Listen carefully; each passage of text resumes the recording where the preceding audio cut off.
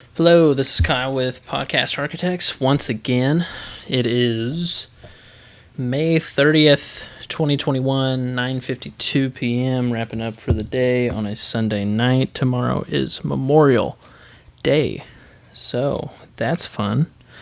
Just wanted to talk about a quick topic, and that is working yourself out of the business. This is something that I've been trying to work on for realistically probably the past 2 or 3 months, but it's been kind of a concept that I've been wrestling with of recent because our short-term solution and kind of the problem that we ran into was we were getting clients a lot. We were getting pretty much a client per month. And as an insight into my industry, an audio or video editor can only handle about 6 shows.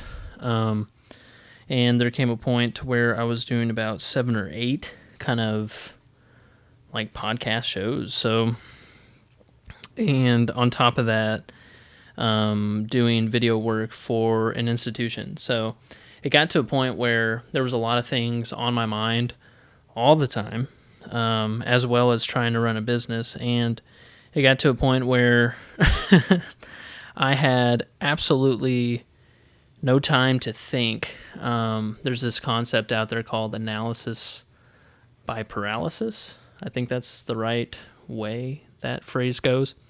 And I think the concept talks about there's so much information in front of you, or there's so much influx of information that you can't process. You're just stuck. Like, you're literally in paralysis. And I think I found myself in that position so many different times in just the past few months because there's just a lot of shit going on, especially with new problems with new clients, new processes trying to develop, and that kind of leads me into what I'm trying to talk about, which is working yourself out of your own business.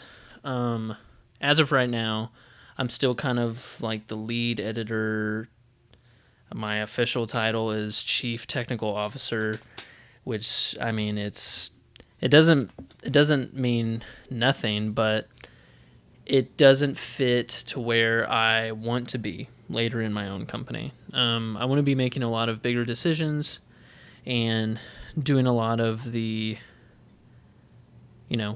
working on the business, not working on the business. So kind of my experience right now is we hired a bunch of people because we needed a lot of work to get done. And my partner kind of pushed me towards that because I was just, as a creative person, I would take on projects, I'd overcommit, and that would kind of put a deficit on my personal life and my relationship, and trying to get out of that was a very, very uncomfortable and hard thing to do. So he kind of took the initiative to hire a bunch of people, and I got into the almost rhythm of just catching up for about 2.5 months straight. I didn't even know some of the employees' names. I didn't even know who was working on what. And that was really, really frustrating because my partner and I still haven't paid ourselves. Up until like last week, I got my first paycheck from my own company, which is a fantastic step in the right direction.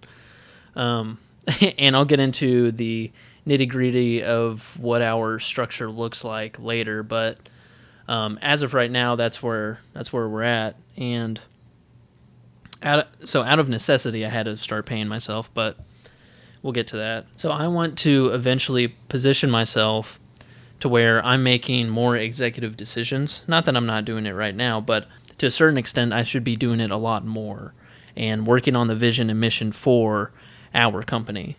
And right now, I'm in this place where I'm doing a lot of the work, which has kind of always been the deal, but I'm trying to transition out of that and go towards the bigger stuff, the more important stuff, the actually talking to clients, the actual building the deals, and like that more hands-on approach as an owner. Because carrying the mission and vision of your company is a very, very hard thing to do when you are putting out fires every single hour of the day and trying to edit at the same time, which is virtually impossible. And that has been my experience for the past 2 to 3 months, is I don't have enough time to theoretically wipe my own ass because there's always something happening. And I'm trying to position to myself to where someone is doing the job that I'm doing right now. And in a video, hopefully probably in the next 2 weeks, I have a better video idea this next week that I'm going to make, but really putting down my process in editing, and that's both the audio and visual side, and putting out my processes to how I manage projects for all my clients. So that's what I'm going to be trying to work on. So kind of the two people that I wanted to talk about in this is Lewis Rossman and Marcy Corey of Safe to Save. She's a local business owner that we had on the Maze Mastercast. And she's the founder, and she now wears that badge pretty proudly because she was getting in the way of her own business. And when she kind of talked about her story and her experience was that, you know, she was very caught up in like the title. And for me, the title has never really been important until I had a certain interaction with someone that it did matter. And so what it looked like was as if you were to name drop to get out of something or get something. Like, oh, hey, sir. So here's an example. I was part of this radio club in Texas A&M, and I was studying while my show was about to start in like an hour. And this person came in who wanted to be a DJ, and he came in, and the guy's like, hey, sorry, we're not doing interviews right now. And the guy just started name dropping like the director of the club, the president of the club, and just started dropping a bunch of names to then lead into what the guy was there to do, which was to get an interview. And then he eventually got his show simply because he name dropped. So in my case, I had to explain that I was an owner of the company, and that obviously carries a lot of weight for the work that I'm actually doing in front of them. I'm not the grunt. I'm not the producer. I'm the business owner. I own this thing. And I want to start wearing that title more confidently. And the way I have to do that is to really build out my processes and get people in the right seats in the right position to where they're successful. And going back to Marcy Corey, that's exactly the problem that she ran into, except the way that she described it was that she was so fixated on that she was the CEO. I make the decisions. That is me. And she started a tech company with barely knowing how to use her own computer, let alone phone. So, and her company is an app. It's an application on a phone. And she's working with all these people, and she has no really hands-on experience as far as coding and all of that. And then it finally clicked with her that she's like, why does this matter to me? And who can I actually put in the seat to make this company successful? And that's what she did. And I think that's a great and fantastic thing to lead by example, because that's exactly what I want to do. And another example, Lewis Rossman, he now has like 13 or 14 like straight up employees, not contract workers. I like spouting to my friends and family that I have all of these employees. And in reality, I'm losing more than half of them in the summer. A quarter of them I won't never see them again, but they'll probably never work for me again. Just because they're college kids and they're graduating. But I realistically have a few contractors that I'm going to work with long term, which is great. But I want to get to the point to where I'm actually paying someone an employee salary. I think that is an amazing feat, even as a business owner, just to pay even a contract to someone is an amazing thing. Like, this is actually helping someone to pay their bills, and that means a lot to me.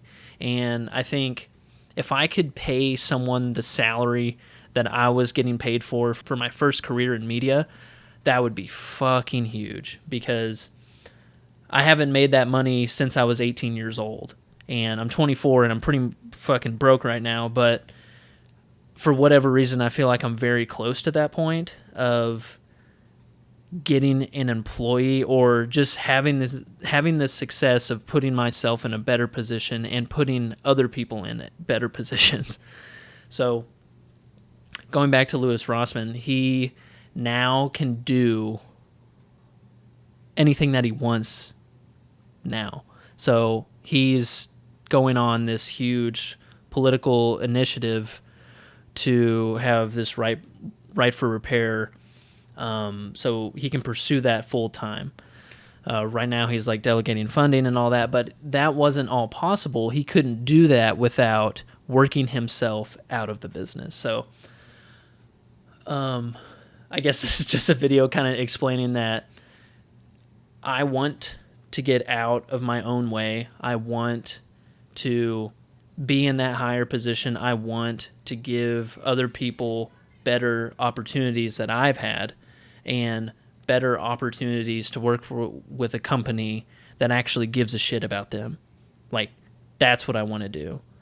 And I'm going to hold myself to that. And, I feel like I'm getting very, very close. And it's, it's never a straight path. And that's definitely been the experience so far. A lot of ups and downs, and I can't wait to talk more about all the things that I fucked up and all the things that I've really sharpened. I think those are really important, and I can't wait to talk more about those.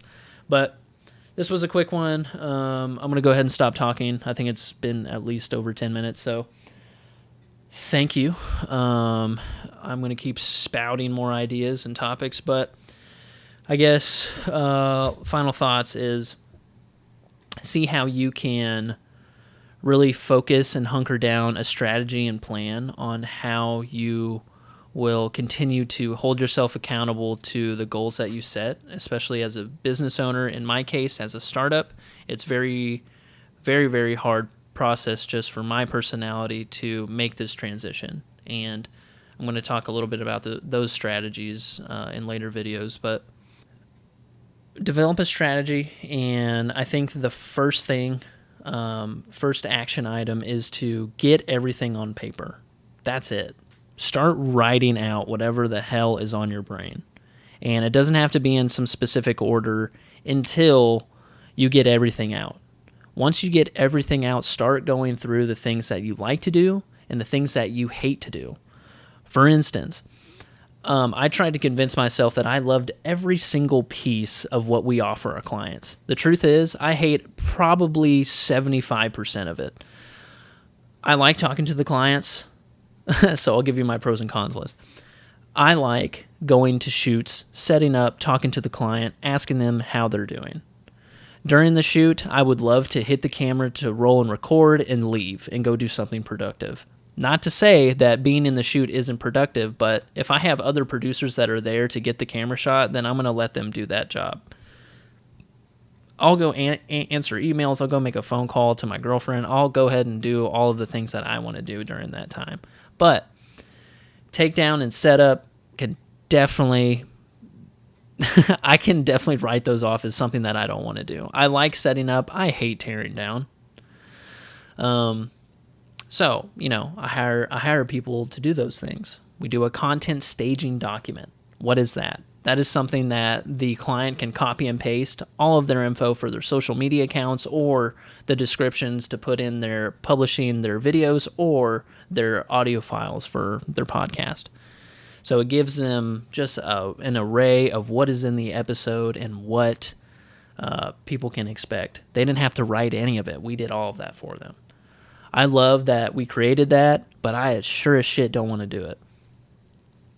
Next thing, I fucking hate emails. Emails can fuck off and die, because I think emails are a fucking parasite on this earth, and it's almost the same way that I think of meetings. I like meetings that are once a week. If I have more than one, maybe two meetings in a day, I want to not do anything for the rest of the day. And I don't know if that's my introversion. I don't know what it is, but I can tell you it's very fucking annoying. I don't like doing that. Two, now I'm just complaining. Let's see. Working in my business so far, I've found a lot of good video editors, particularly one. I'm hoping to make him my kind of senior executive editor pretty soon. And I've noticed that he's definitely more experienced and just better than me. I'm going to give him my clients that are very particular, and that's what I've been doing, and it's been working great. On the other hand, I'm actually really good at audio editing. I didn't know that until I started hiring a bunch of people. I think certain techniques that I have developed are actually great, and I can't wait to walk through those because that's kind of a standard and process that I'm actually trying to work out and transfer to my employees so everything sounds good to the ear. Everything sounds good to me, and I'm going to try and position that as like I'm a thought leader in that space in audio mixing for podcasts, because I think certain types of shows definitely have their different artistry behind it, but for what I'm doing, I think I actually have that standard down pat, and I just need to put it out there. So that's definitely something that I love doing is audio editing. It's very time consuming. Sometimes it really gets on my nerves, but the fact that I recognize that I think I'm gifted at it just because I've made every mistake possible and I'm going to continue to, I think that is what has put me above so many people that I've tried to hire and haven't worked out, or I have to critique them in some sort of way. So yeah, and there's like a satisfaction of paying out employees. I like doing that. I like paying out my editors. I like developing the ideas because there's a lot on my mind all the time, and I have to do that all the time because there's a lot of processes that are in here, and I just need to get out there, and that's part of this whole process. So I'm going to go ahead and stop talking because I think I talked for another 10 minutes, so see you later.